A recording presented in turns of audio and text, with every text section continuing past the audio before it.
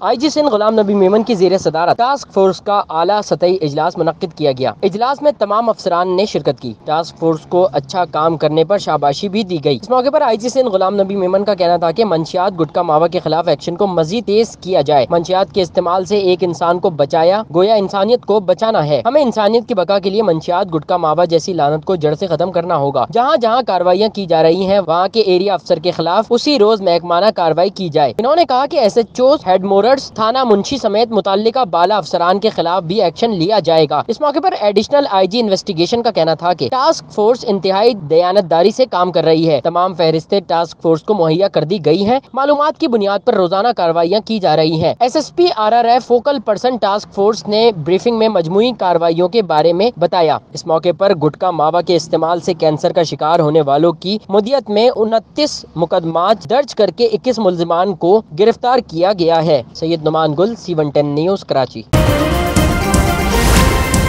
C110 news, खबर की असल खबर।